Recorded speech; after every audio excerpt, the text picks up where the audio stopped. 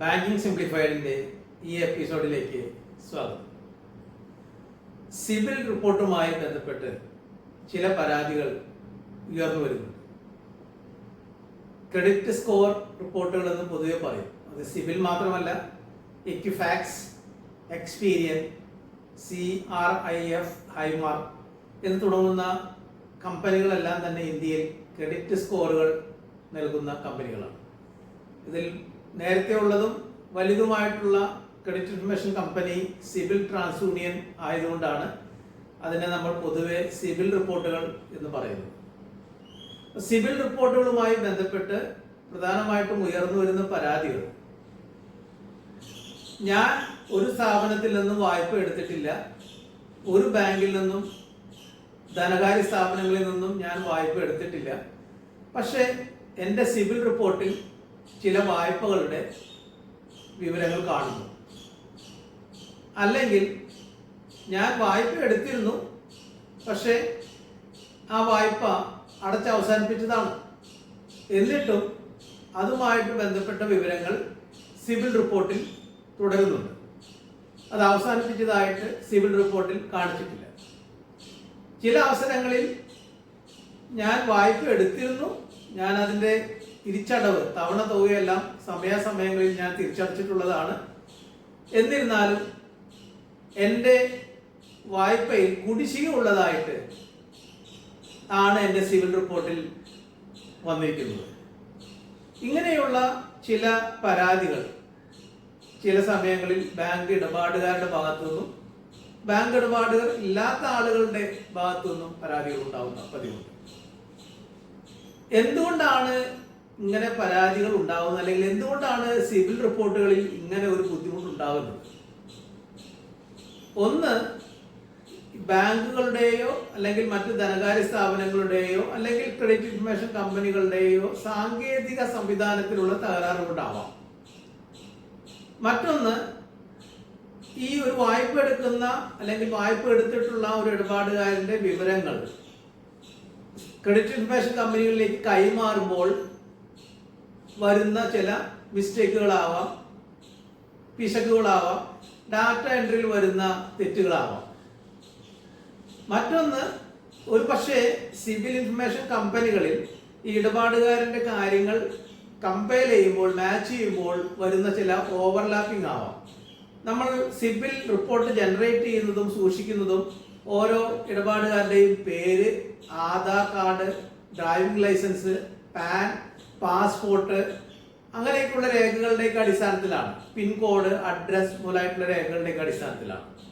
ഇങ്ങനെയുള്ള ചില രേഖകളിൽ ചിലപ്പോൾ ചില ഓവർലാപ്പിംഗ് സംഭവിക്കുന്ന പതിവുണ്ട്. അപ്പൊ അതും ഒരു പക്ഷേ മറ്റൊരാളുടെ വായ്പയുമായി ബന്ധമില്ലാത്ത മറ്റൊരാളുടെ സിബിൽ റിപ്പോർട്ടിലേക്ക് വായ്പയുടെ വിവരങ്ങൾ ചേർന്ന് വരാൻ ചിലപ്പോൾ കാരണമാകാറുണ്ട്. എന്തു തന്നെയാണെങ്കിലും ശരിയാണ്, സിബിൽ റിപ്പോർട്ട് തെറ്റായി ഉള്ള എന്ന സാഹചര്യം മാറ്റിയെടുക്കേണ്ടതുണ്ട്.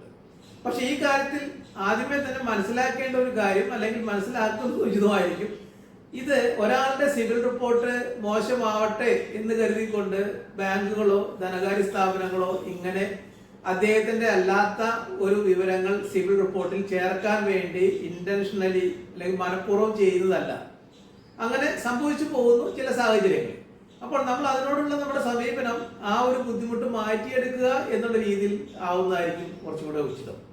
അല്ലാതെ ആ സ്ഥാപനവുമായിട്ട് പ്രത്യേകിച്ച് ഒരു പിണക്കമോ ഇഷ്ടക്കുറവോ വഴക്കോ ഉണ്ടാക്കുന്നതിനേക്കാൾ കൂടുതലായിട്ട് ഈ വിഷയം എങ്ങനെയാണ് നമുക്ക് സോൾവ് ചെയ്യാൻ സാധിക്കുക, അത് എങ്ങനെയാണ് മാറ്റിയെടുക്കാൻ സാധിക്കുക എന്നുള്ളതിനെ കുറിച്ച് ചിന്തിക്കുന്നതാണ്.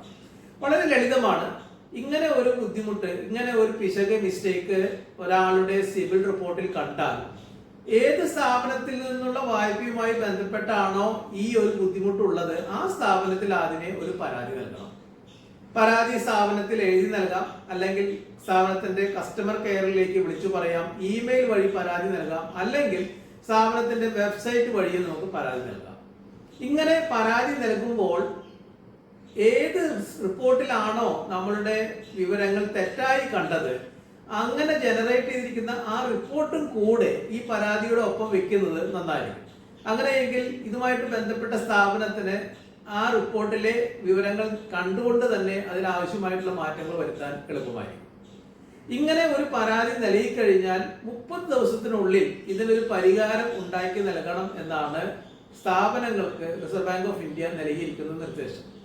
അതുകൊണ്ട് ഏതൊരു പരാതി ആവട്ടെ, ഇടപാടുകാരുടെ ഏത് പരാതി ആവട്ടെ, പരാതി നൽകി 30 ദിവസത്തിനുള്ളിൽ തന്നെ അതിനൊരു പരിഹാരം ഉണ്ടാക്കി തരും. അങ്ങനെ പരിഹാരം ഉണ്ടാക്കി തരുന്നതോടൊപ്പം തന്നെ പുതുക്കിയ അല്ലെങ്കിൽ കറക്ഷൻ വരുത്തിയ ശരിയായിട്ടുള്ള സിവിൽ റിപ്പോർട്ട് സഹിതം ഇതിന് ഇടപാടുകാർക്ക് മറുപടി കൊടുക്കണം. അങ്ങനെയാണ് സ്ഥാപനങ്ങൾ ചെയ്യേണ്ടത്. ഇങ്ങനെ ഈ ഒരു ബുദ്ധിമുട്ടിന് അല്ലെങ്കിൽ ഈ ഒരു മിസ്റ്റേക്ക് അടുത്ത 30 ദിവസത്തിനുള്ളിൽ പരാതി നൽകി 30 ദിവസത്തിനുള്ളിൽ തീർത്തു കൊടുക്കുന്നില്ലെങ്കിൽ 31ാമത്തെ ദിവസം മുതൽ ഉണ്ടാവുന്ന കാലതാമസത്തിന് ഓരോ ദിവസത്തേക്കും 100 രൂപ വീതം നഷ്ടപരിഹാര സഹിതം വേണം ഇത് തിരുത്തി കൊടുക്കുവാൻ, റിപ്പോർട്ട് ശരിയാക്കി കൊടുക്കുവാൻ.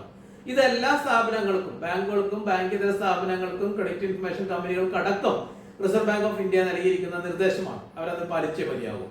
ഈ നഷ്ടപരിഹാരം ഏത് സ്ഥാപനത്തിന്റെ ഭാഗത്താണോ തെറ്റു വന്നത്, ബാങ്കിലാണെങ്കിൽ അങ്ങനെ, ക്രെഡിറ്റ് ഇൻഫർമേഷൻ കമ്പനിയുടെ ഭാഗത്താണെങ്കിൽ അങ്ങനെ, ആ സ്ഥാപനങ്ങളാണ് ഈ നഷ്ടപരിഹാരം തരേണ്ടത്. അത് അവരുടെ ഉത്തരവാദിത്തമാണ്. അത് ആര് തരുന്നതെന്ന് നോക്കേണ്ടത് പരാതിക്കാരന്റെ ഉത്തരവാദിത്തമല്ല. പരാതിക്കാരന് നഷ്ടപരിഹാരം കിട്ടിയിരിക്കണം.